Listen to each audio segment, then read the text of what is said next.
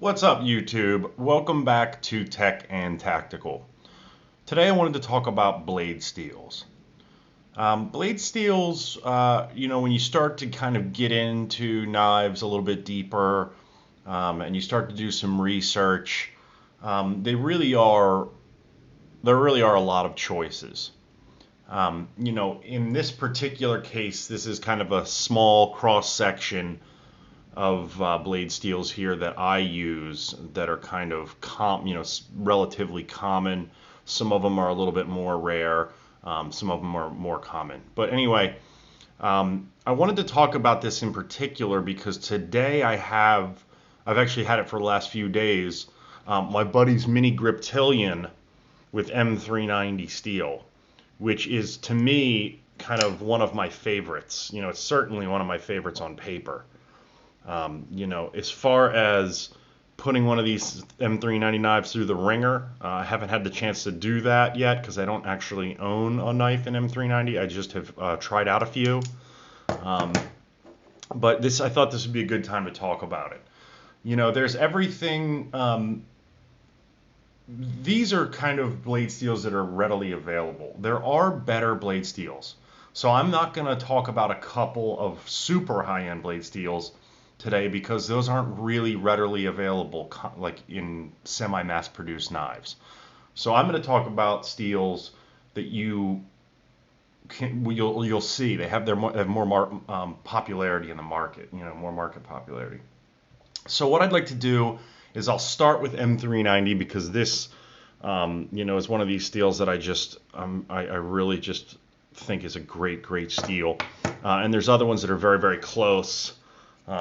S110V being one of them that I've got here in the Paramilitary 2. And then, my kind of favorite go-to for a mid-range knife, S30V.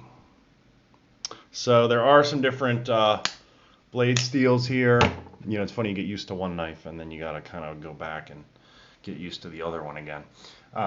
Let's start with M390 just because to me it's kind of like my favorite steel on paper. M390 is kind of the perfect steel for me. It has extremely high edge retention. So these M390 knives, let me go back, and I'm going to tell you the name of a couple of these articles too. The cool thing about M390 is that it not only has extreme edge retention, but it also has extremely high corrosion resistance. So M390 is not one of these steels that has great edge retention and toughness and hardness, but it also is not going to rust on you. In all but the most extreme conditions. One of the good articles that I kind of go to is the Knife Informer article called The Best Knife Steel. They talk about M390 in that article, and I think that the only con of M390 is that it's extremely difficult to sharpen. And that comes with the territory. When you get a knife made out of these new super steels, they're going to be more difficult to sharpen. There are harder steels than M390, maybe with slightly better edge retention, like CPM S110V, which is like super hard and extremely difficult to sharpen. But this knife actually doesn't have as good of, it's close, but M390 actually is considered to have a little better, as far as rust, as far as corrosion resistance, it's actually even a little better. So, there's ZDP 189, that might be a little harder, but again, even more prone to rust. Again, these high-end steels are not necessarily prone to rust, but we're splitting hairs to some degree here. So M390, extreme edge retention, excellent corrosion resistance. And it does have the micro clean technology that it creates an extremely clean steel with high toughness and polishability. So these also are great, M390. This one's a stonewash, but these can be polished very, very clean too, which is cool, which is another attribute of M390. S110V is extremely hard and extremely difficult to sharpen. CPM S110V, like here in this paramilitary 2. You know, it's like one of these situations where if you know how to sharpen a knife, or you have someone that can sharpen it for you that you trust, you know, one of these super steels is great. But if you're sharpening on your own, it might not be a bad idea to move down to something like the S30V, which is my kind of favorite go-to steel. It's very, you know, S30V. Okay, so let's shift over to S30V here for a minute. S30V is kind of in the next tier down of steel with CPM M4, S35VN. S30V has really good edge retention, but it's not like the highest edge retention. It's kind of in the upper, like middle upper range, which is great because it's much easier to sharpen.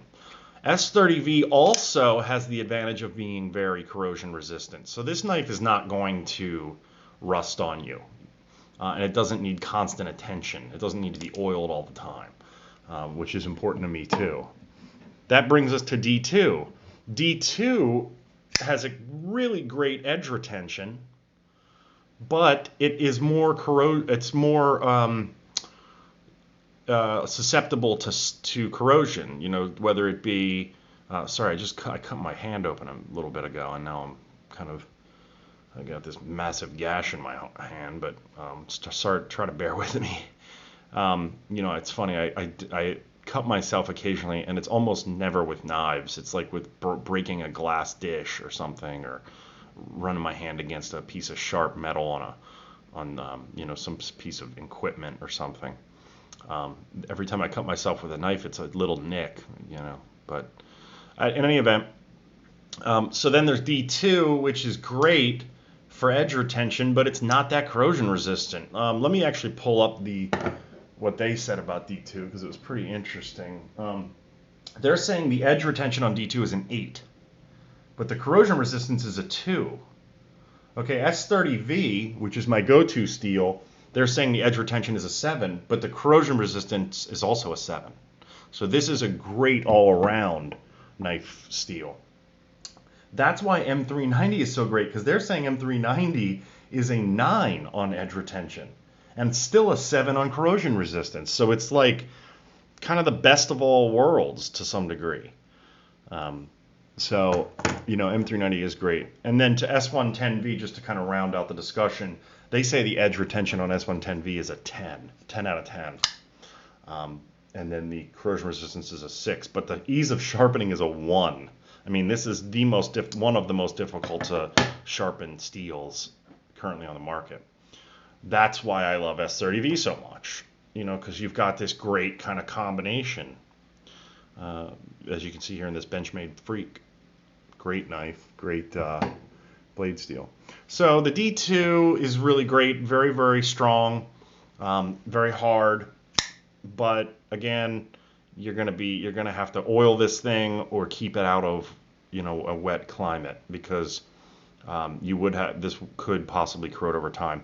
I was actually going to do an update on this knife here in the next few days, talking about corrosion. I don't really see any. I mean, there's a couple spots that looked like they had it, but after checking them out further, it doesn't look like it doesn't look like it's corroding.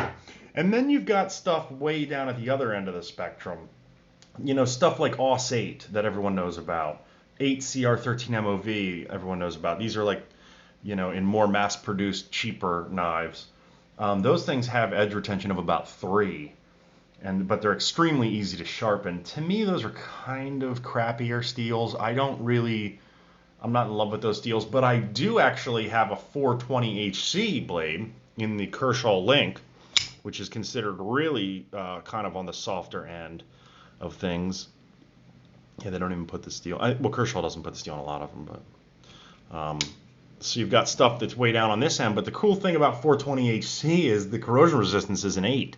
So this stuff will not rust on you, but it's just going to need to be sharpened a heck of a lot more often, you know, than these up here in the top end.